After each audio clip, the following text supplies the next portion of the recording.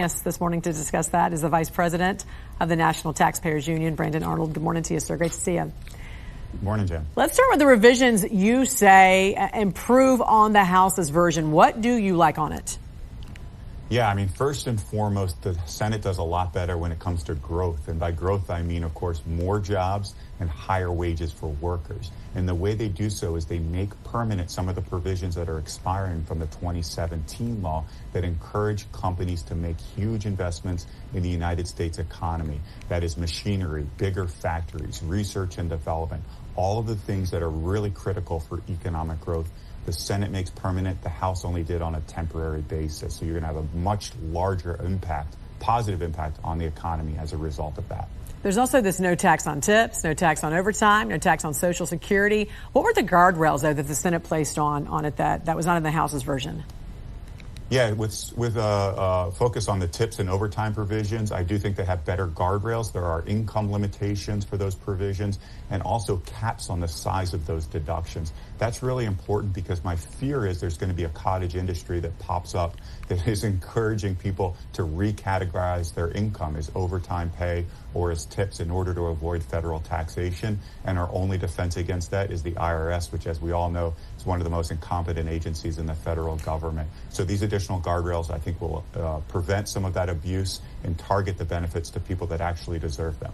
We also know there's going to be some contentious debate on the SALT tax deduction. The House versions of the state and local tax deduction set a limit of $40,000. The Senate way under at $10,000. What's your thoughts about this? The sort of the discrepancy with the $40,000 versus $10,000. Where do you think it's going to eventually land?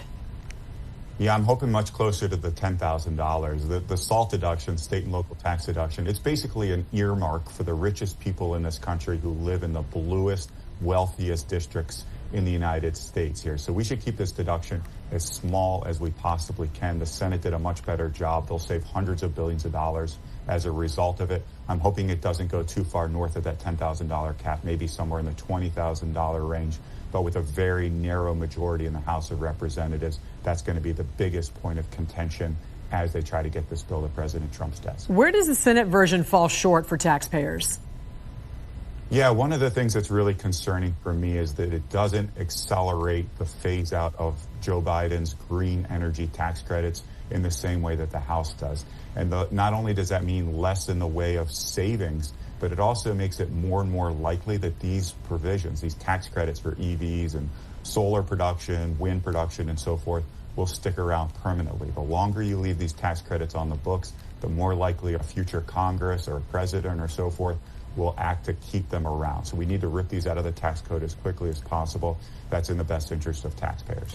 Another big weakness, too, was the fact that the debt ceiling in the Senate increased by $1 trillion more in the House without really any way to sort of gain that money back. There's not really a sufficient amount of accompanying budget and spending reforms for that. Yeah, you hit the nail on the head there, Jan. I think the House did a much better approach, a smaller debt limit increase. The debt limit is basically like your credit card limit. And if you provide a limitless credit card to people, especially politicians like we have in Washington, they're going to spend that money. We need them to come back to the American people to ask permission if they want to spend more money. And in exchange for that higher credit card limit, they have to be willing to make reforms to the budget process, make reforms to the way that they're going about their business, and hopefully enact some good bipartisan reforms to cap the level of spending. That's what's happened in the past.